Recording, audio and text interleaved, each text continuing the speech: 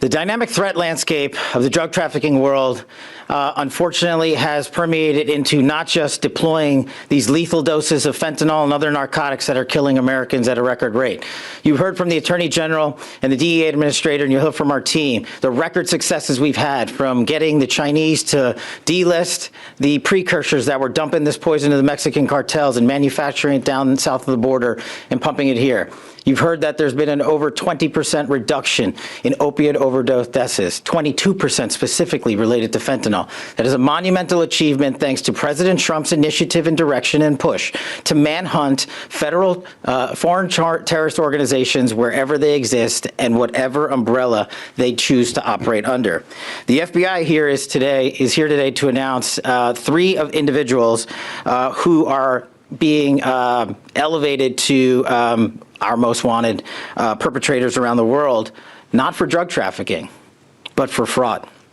You've seen what the president and the vice president have done under their anti-fraud task force. And thanks to the great leadership of Attorney General Blanche, we are not just attacking healthcare fraud here in the United States of America. Our adversaries are taking advantages of the loopholes and the lack of enforcement by the prior administration to fleece our senior citizens of their valuable life savings.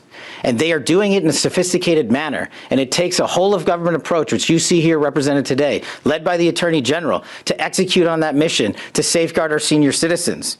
These individuals, pursuant to the New York Field Office's investigation that began a few years ago, started call centers down south and across the world. The funds they utilized and they scammed out of these call centers from senior citizens from across America totaled over $400 million.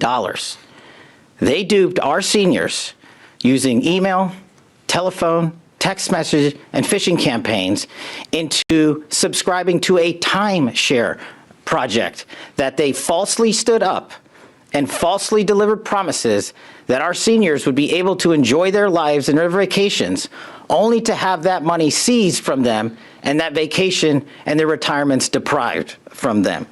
This FBI is laser focused with our interagency partners, not just on these foreign terrorist organizations for dumping these illicit narcotics into our country, but keeping up with the dynamic threat that they pose on the fraud that they have now unleashed on our country.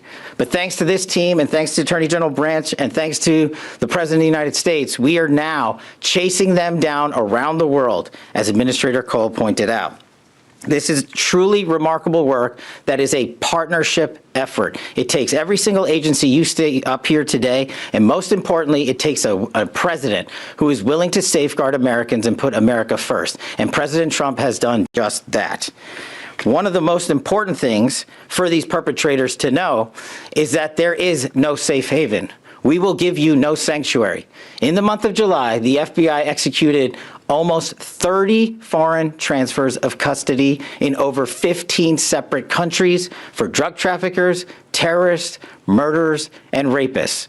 So what I'm here to tell you today, for all these individuals that are on the run right now, you will not be on the run for long.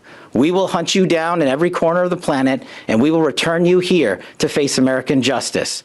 The numbers that we, the FBI and our partners, are returning to America to face justice from overseas is a record-breaking number.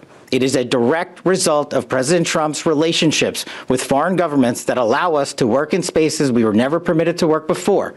And that is why we are delivering these historic results, returning these individuals to America for justice. And most importantly, once they are in our justice system, we have seized these funds and we are going to get them back to the senior citizens that were fleeced of their life savings and their retirements. That is the mission of law enforcement. That is the collective mission of the interagency partnerships you see here today.